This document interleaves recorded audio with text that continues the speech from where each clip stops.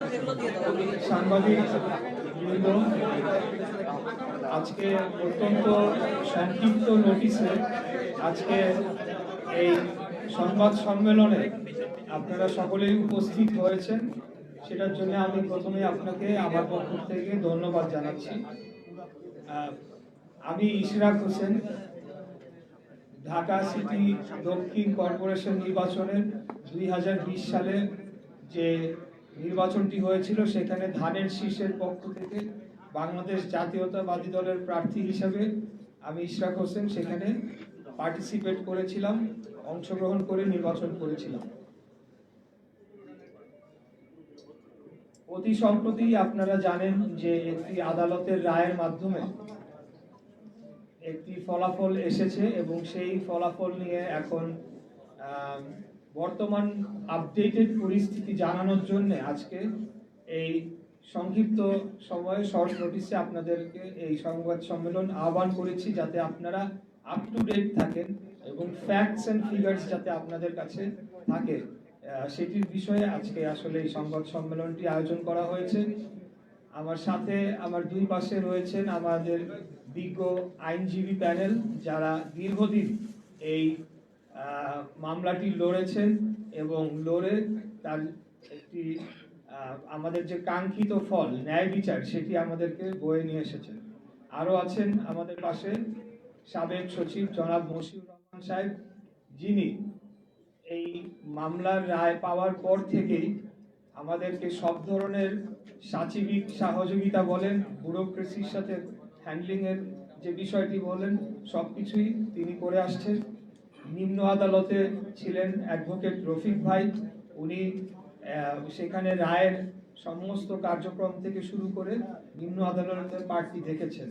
আছেন ব্যারিস্টার এহসান ভাই, যিনি পরবর্তীতে উচ্চ আদালতের যে কোনো বিষয় নিয়ে তিনি কাজ করে চলেছেন এবং সেই ব্যাপারে উনি আমাদের আইনি সহায়তা দিচ্ছেন।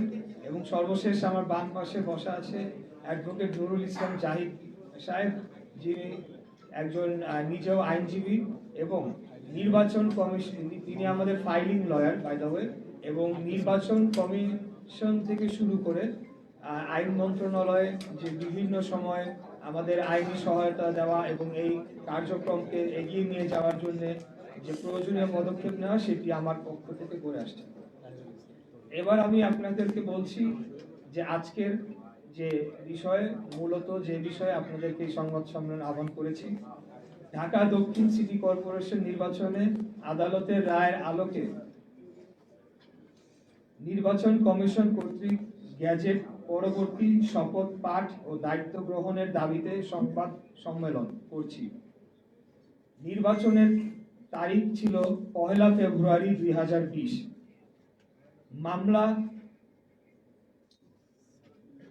মামলা সাবমিটের তারিখ ছিল 3রা মার্চ 2020। অর্থাৎ 30 দিনের মধ্যে মামলা করার যে বাধ্যবাধকতা রয়েছে সেই বাধ্যবাধকতা মেনেই তখনই আমরা মামলাটি করেছি। এবং এই বিষয়ে আপনাদেরকে একটু বলতে চাই যে কোনো সময় কোনো ক্ষেত্রে কোনো সরকারের কোনো কর্তা ব্যক্তি বলেছেন যে আমরা অবৈধ নির্বাচনকে বৈধতা দেওয়ার চেষ্টা করছি। এই বিষয়টি আমরা ঘৃণা ভরে প্রত্যাখ্যান করছি এই বক্তব্যটি, কারণ আমরা কোনো সময় মামলা না নির্বাচন বর্জন করে বা সেদিন কোনো ঘোষণা দিয়ে আমরা উঠে আসি নাই। নির্বাচনের শেষ সময়েও আমি বক্তব্য রেখেছিলাম যে আমি মাঠে আছি, এখনো রয়েছি, আগামীতেও থাকব। অতএব নির্বাচনের পরবর্তী সময়ে আমরা সকল সাক্ষ্য প্রমাণ সংগ্রহ করে মামলার প্রয়োজনীয় নথিপত্র জোগাড় করে আমরা সময়সীমার মধ্যেই মামলাটি দায়ের করেছিলাম, যেটি 180 দিনের মধ্যে নিষ্পত্তি করার কথা থাকলেও সেটিকে নিষ্পত্তি করা হয় নাই। তৎকালীন অবৈধ অপসারিত মেয়র তাপস তিনি আদালতকে প্রভাবিত করে এই মামলাটিকে বাতিল করার জন্য তিনি প্রেয়ার দেন, কিন্তু তখন বিজ্ঞ নির্বাচনী ট্রাইব্যুনাল সেটিকে গ্রহণ করেন নাই। এর পরিপ্রেক্ষিতে তিনি হাইকোর্টে যান, গিয়ে মামলাটিকে দীর্ঘদিন স্টে করে রাখেন। আমরা অনেক চেষ্টা সত্ত্বেও সেখানে কোনো ধরনের কিছু করতে পারি নাই, কারণ আদালত সম্পূর্ণ নিয়ন্ত্রণে ছিল আওয়ামী সরকারের নিয়ন্ত্রণে। পরবর্তীতে আমরা মামলাটির স্টে ভ্যাকেট করে আবারও ট্রাইব্যুনালে নিয়ে আসি এবং সেখানে পূর্ণাঙ্গ সাক্ষী শুনানি যুক্তি তর্ক যত আইনি পদক্ষেপ অনুসরণ করা দরকার সবকটি সম্পন্ন করে আমরা রায়টি পেয়েছি এবং এই রায় পাওয়ার মধ্য দিয়েই সেই যে অপব্যাখ্যা করা হচ্ছিল অবৈধ নির্বাচনকে বৈধতা দেওয়া, সেটা আমরা দেই নাই ভাই। অবৈধ নির্বাচনকে বৈধতা আদালত দিয়েছেন বিচারিক প্রক্রিয়ার মাধ্যমে, সেটাকে মেনে নিতে হবে। সেটা যদি কেউ মানতে অস্বীকার করে তাহলে ধরে নিতে হবে তারা আদালতকে অবমাননা করছে। এরপরের যে বিষয়টিতে আমি আসতে চাই, এই মামলার রায়ের তারিখ 27শে মার্চ 2025। 27শে মার্চ 2025-এ এই মামলার রায়টি আমরা পাই। পরবর্তীতে নির্বাচন কমিশন কর্তৃক গ্যাজেট প্রকাশের তারিখ 27শে এপ্রিল 2025। 27শে এপ্রিল 2025 তারিখে নির্বাচন কমিশন রায়ের কপিটি হাতে পাওয়ার পর তার যে বাধ্যবাধকতা রয়েছে 10 দিনের মধ্যে গ্যাজেট প্রকাশ করার, সেই গ্যাজেটটি তারা প্রকাশ করে। এখানে আরেকটা ধোঁয়াশা মাঝখানে সৃষ্টি করার চেষ্টা করা হয়েছিল, যখন আইন উপদেষ্টা বললেন যে আমাদের কাছে মতামতের জন্য পাঠানো হয়েছে, যেটি নির্বাচন কমিশনের দরকার নেই, তারা স্বাধীন সাংবিধানিক প্রতিষ্ঠান। পরক্ষণেই তিনি বললেন যে কিন্তু আমাদের মতামত না নিয়েই তারা গ্যাজেটটি করে ফেলেছে। এখন গ্যাজেটটি বা আইনি মতামতের জন্য যে ফাইলটি 5 দিন যাবৎ তার টেবিলে পড়েছিল সেই বিষয়টি কিন্তু উল্লেখ করা হয় নাই। দ্বিতীয়ত, এখানে নির্বাচন কমিশনের একটা বাধ্যবাধকতা রয়েছে, রায়ের পূর্ণাঙ্গ কপিতে স্পষ্ট লেখা হয়েছে 10 দিনের মধ্যে গ্যাজেট করতে হবে, না হলে তারা কন্টেম্পট অফ কোর্টে পড়ে যেতে পারে। কিন্তু যখন জনগণের সামনে এভাবে উপস্থাপন করা হবে, জনগণ কিন্তু সেটাকে ভিন্নভাবে দেখবে যে আচ্ছা আইন মন্ত্রণালয়কে হয়তো তোয়াক্কা না করে কোনো ধরনের প্রভাব খাটিয়ে নির্বাচন কমিশন থেকে গ্যাজেট করানো হয়েছে কিনা, এই ধরনের একটা চিত্র দেওয়ার চেষ্টা করা হয়েছে, যেটা অত্যন্ত আমি বলবো দুঃখজনক। নির্বাচন কমিশন একটি স্বাধীন সার্বভৌম প্রতিষ্ঠান, তারা আপন গতিতে তারা নিজ সিদ্ধান্তে কাজ করে চলেছে, এই ব্যাপারে আমাদের কোনো কিছু বলার নেই। এখন সর্বশেষ যে বিষয়টি বলতে চাচ্ছি, গ্যাজেট প্রকাশের 20 দিন হয়ে গিয়েছে, এখন পর্যন্ত আমাকে শপথ গ্রহণ করানোর জন্য কোনো ধরনের পদক্ষেপ বর্তমান সরকার নেয় নাই, যেটি কিনা তাদের এখতিয়ারে পড়ে। বর্তমান সরকার বলতে স্থানীয় সরকার বিভাগকে বোঝানো হচ্ছে, যেখানে নির্বাচন কমিশন থেকে এই নির্দেশনাটি গ্যাজেট সহ স্থানীয় সরকার বিভাগে অর্থাৎ স্থানীয় সরকার মন্ত্রণালয় বরাবর পাঠানো হয়। পাঠানোর পর তারা আরেকটি যে কাজ করে, সেটিকে আইনের দৃষ্টিতে অনেকেই বলেছে এটি বেআইনি, সেটি হলো তারা পাল্টা নির্বাচন কমিশনকে চিঠি লিখে সেখানে একাধিক একটা রেফারেন্স দিয়ে বলার চেষ্টা করে যে এখানে আপিল করবে কি না। অথচ নির্বাচন কমিশন কিন্তু তার যে আইনজীবী প্যানেল রয়েছে, তার যে বিজ্ঞ আইনজীবীরা রয়েছেন এবং তার যে প্রক্রিয়া রয়েছে, সেটি সম্পন্ন করে পূর্ণাঙ্গ কমিশন মিলেই কিন্তু সিদ্ধান্ত দিয়ে গ্যাজেট প্রকাশ করে ফেলেছে। অতএব এখানে স্থানীয় সরকার মন্ত্রণালয় কি নির্বাচন কমিশনকে অলমোস্ট নির্দেশনা দিতে পারে কিনা, সেই বিষয়টি এখন প্রশ্নে চলে এসেছে।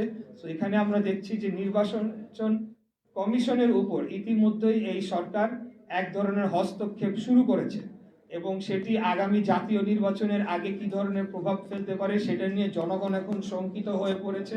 এদের এই বর্তমান যে অন্তর্বর্তীকালীন সরকারের যে উপদেষ্টা পরিষদ রয়েছেন, এই উপদেষ্টা পরিষদের অধীনে একটি সঠিক সুস্থ নিরপেক্ষ জাতীয় নির্বাচন অনুষ্ঠিত হতে পারে কিনা সেটা নিয়ে জনমনে এখন শুধু সন্দেহ না, তারা এখন স্পষ্টতই দেখতে পাচ্ছে এটি সম্ভব নয়।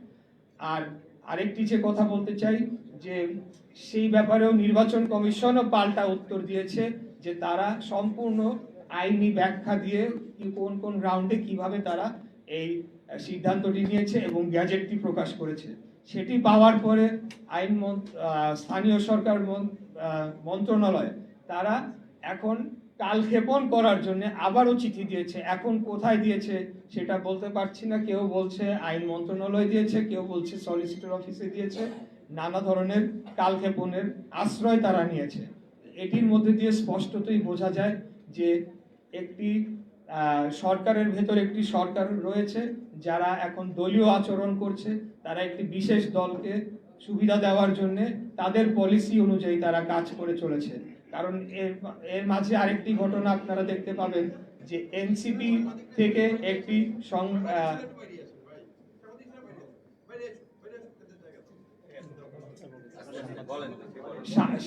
এনসিপি একটি তারা বিবৃতি দেয়, সেখানে বলা হয় যে এরকম এই রায়ের বিষয় পর্যবেক্ষণ করা হয়, এমনকি যে বিচারক তার ব্যাপারেও বিষোদ্গার করা হয়, যেটি কিনা অত্যন্ত দুঃখজনক। সেটা আমরা আওয়ামী লীগ আমলে দেখতে পেয়েছি যে তাদের পক্ষে কোনো রায় না গেলে সেটা বিচারকদের উপরে তারা টার্গেট করতো। বিচারকদের বিষয়ে প্রথমে তারা হুমকি ধামকি দিত, পরবর্তীতে অন্যান্য ব্যবস্থা নেওয়ার কথা বলতো, যেটি কিনা আলামত আমাদের কাছে রয়েছে। আমরা পরবর্তীতে আপনাদেরকে সব কিছু প্রোভাইড করে দিব। তো আমার প্রশ্ন হচ্ছে যে এনসিপি যদি গণ অভ্যুত্থান পরবর্তী সরকার বা গণ অভ্যুত্থানের ফসলের সরকার হয়ে থাকে, আমি ইশরাক হোসেন, আমি কি শেখ হাসিনার পক্ষের কেউ ছিলাম, নাকি শেখ হাসিনার বিপক্ষে আন্দোলনটাও কম করেছি, নাকি শেখ হাসিনার মধু খেয়ে আমি রাজনীতি করেছি, সেটার জবাব জনগণ জানে কিভাবে দিতে হয়, এই সরকারকে প্রয়োজন সম্মত দিয়ে দিবে। তো আমার বিপক্ষে কেন?